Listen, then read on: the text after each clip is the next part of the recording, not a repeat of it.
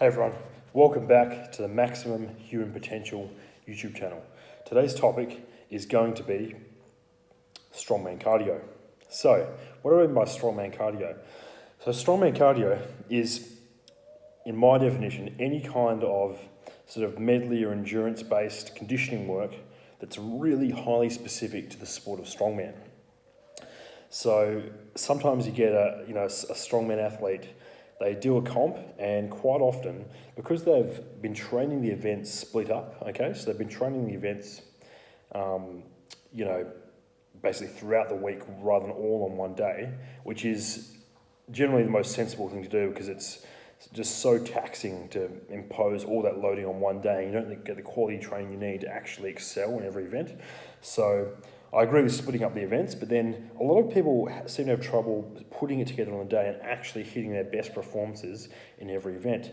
So what you'll sometimes see is they'll do well on the first few events, and then the moment there's a lot of reps or a medley, they'll fatigue extremely hard, and they'll just be battling, running on fumes, trying to get through the rest of the comp and complete events, and massively underperforming compared to where the strength's at in the gym. So how do we rectify this issue? Well, it's basically it's a conditioning issue, and so I've had some people think that they need to do some running, some swimming, some biking, some kind of external cardiovascular activity, rather than something that's a little bit more specific to the sport at hand. Now, there's definitely a place for all those things, and they should be done for general health, 100%. If you're not doing a heap of walking, if you're, that out of shape, you can't even go for a run, go for a bike ride, something like that, then there's something that needs to be rectified. No matter, well, in my belief, almost no matter what your weight is as a strongman competitor. Now, in saying that, none of these things are going to actually carry over to the events exactly how we want. There's a very specific intense demand on the heart and the cardiovascular system that's imposed by strongman events, okay?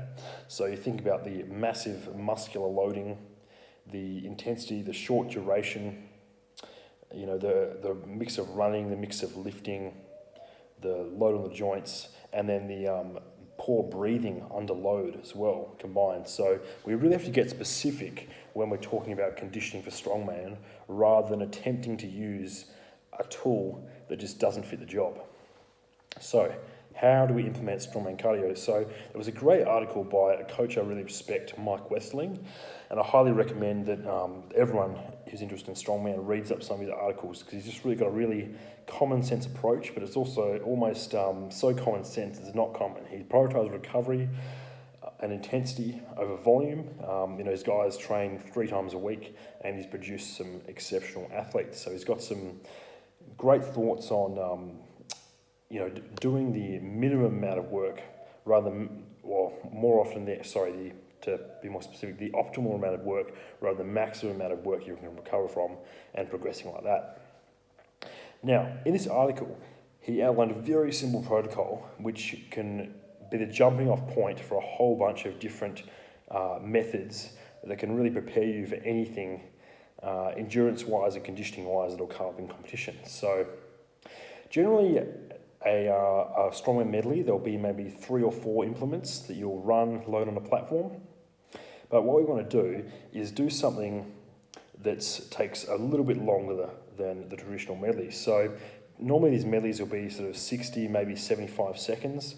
That'll be the time limit. But we want to actually push ourselves, anywhere from 5 minutes to even 15 minutes, especially if you're in bad nick, and then bring those times down over a training cycle. And by being able to push for, let's say, 10 minutes, you're going to be able to give a much greater effort in that 60 to 75 seconds than you would otherwise, because you're not scared of the repercussions of taxing your cardiovascular system, because you've been through hell and back for 10 minutes straight. So even though it's the duration is much shorter in competition, it is highly, highly beneficial to get those longer demands on the system in, but still keeping parameters specific to strongman.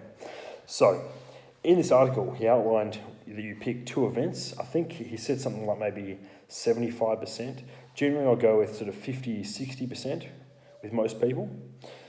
So just to give you an example, let's say we've got a heavyweight competitor. So he's, maybe local kind of heavyweight. So he's 130 kilos, a bit out of shape. And, he's got some okay numbers. He can do a 400 kilo yoke and he can do an 180 kilo per hand farmer's walk. So let's cut those numbers in half. So I'd give him a 200 kilo yoke and a 90 kilo per hand farmer's walk and say, okay, we'll do yoke 15 metres, then you grab the farmer's handles 15 metres, run back to the yoke 15 metres, and we'll repeat until you've done 5 sets of each and time the whole thing. So just one all-out set. Now, if someone's really out of shape, this could take, I've seen it take, over 15 minutes. But the goal will be to get this, under 10 as soon as possible, and then we kind of want to get it ultimately, under 7 minutes, under 5 minutes, really as quick as we possibly can with a load. Now, when you first do this kind of training, it's quite normal to need to stop and breathe and and take some rest breaks. It's absolutely fine. You're still going to be working hard, but just time it. And it might not be the best showing the first time out, but that next week or in a few weeks' time when you repeat the workout, make sure you beat that time by a substantial margin. This is also a really great one to do in a competitive environment with some training buddies and try to beat each other's time. You can all use the same percentage of your max and really push each other to the limit. Maybe loser buys lunch or something, just something to give some extra motivation, because this is something a little bit outside of low reps and sets that strength athletes normally do. So you need that extra motivation. Now, how do we implement this? Well, this is an awesome thing for the off season. So let's say you haven't got any comps coming up. What you can do is pick your 2 worst events and cycle through this. And then the week after, pick your next 2, your 3rd and 4th worst events and cycle through those. And then repeat those, and then we bring those times down until we're at a decent standard. That's an off-season protocol. Now, what about if we're coming from comp? Well, let's look at an example. Let's say I had a sandbag medley like I did in a very recent competition. So I had a sandbag medley coming up. We actually didn't get the weight at the time, but they turned out to be 200 pounds, so 90 kilos, 250 pounds, and then 300 pounds for about 10 metres, which was roughly what I was expecting. Now, I realised that endurance could be a major factor for me on this event because it has been in the past in these kind of medleys. So what I did was I worked up to doing more than double that distance, essentially. So it was 10 metres. I thought it could possibly be 15. The details weren't announced. So I thought, okay, well, let's double that. So I was doing sandbag runs, 30 metres. And I started with, let's say, 4 to 6, and then added a few every week until I built up to 8, loading the same sandbag 8 times over a bar, over 30 metres. And then I was very, very well prepared for the competition, and I wasn't even gassed on the day because it took, 30 seconds or whatever it was. But I've been used to training for, 10 minutes with a high degree of effort. That's one way to implement it. That's generally how I do it for a heavyweight, where endurance is the strength isn't the issue, the endurance is the factor. Now with lightweights, they can tolerate a bit more volume, and a little bit more frequency often, because the weights are lighter essentially, and the body weight's lighter. And heavy body weight is a stress on the body that's going to decrease the total amount of training you can recover from as well. Multiple factors. We'll get into that in another video, how body weight affects training volume and intensity. Now, for a lightweight, well, I'll use the example. We've got Naramu World Strongest Man at 90 kilos. He won the Savage Loading Medley at the official Strongman Games. So this was loading 3 implements onto a sled and dragging it back. Absolutely brutal. A lot of people didn't complete the medley, or they really battled to. He was absolutely smashed it, first place by a large margin. Now, in training, what we did the Strongman cardio version of this. So that was a sandbag into a sled for 5 rounds. I think initially it took over 10 minutes, and then he brought that time down dramatically as we went on. And then on the opposite weeks, we stuck with about 60%, so still quite a lightweight, and really worked on speed and transitions between implements. So this way, he was getting the speed work and the technique work he needed to really gain the technical proficiency for the event, and to iron out exactly how he's going to approach every implement, run with every single implement. And on the opposite weeks, we're doing the conditioning. And since he's been, to hell and back through 10 minutes of absolute torture, it was easy to win the event when it was the time it was, say, 60 seconds, and he, completed it in much less than that. So that's a few ways to implement it. So you want to analyze what event's coming up, and essentially just create a version of the event that's coming up that's exponentially harder than the one in competition, and then it's going to be really easy.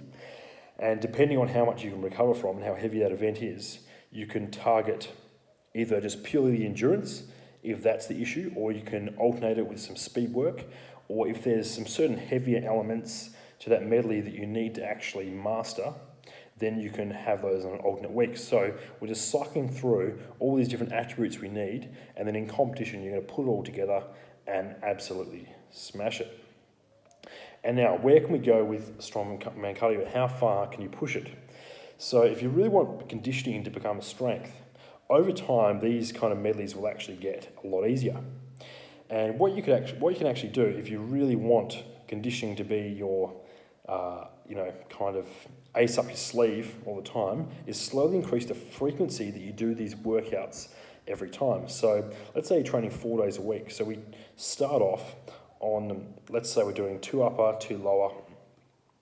We'll start off and we're doing, one kind of yoke and farmers medley after squats on that Saturday. And then, you're building on that, and you can maybe changing it for like a Zercher carry, into a sandbag, just mixing it up, okay?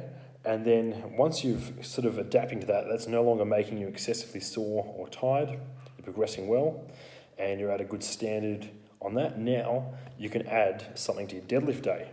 So pick 2 other events and work on those as a little finisher. And then once you adapt to that, you can add something to your first pressing day and then your second pressing day. Now, if you did this, you're just adding 1 session a month until you're doing a medley at the end of every single session, then conditioning will never be an issue for you ever again. And this would be an approach that I'd use if I had a client who came to me with a very high level of maximal strength, but an extremely poor level of fitness, and more specifically, fitness to the sport of strongman. So just a few thoughts to think about. Let's train those medleys harder, much harder than they are going to be in competition, and you'll reap the rewards.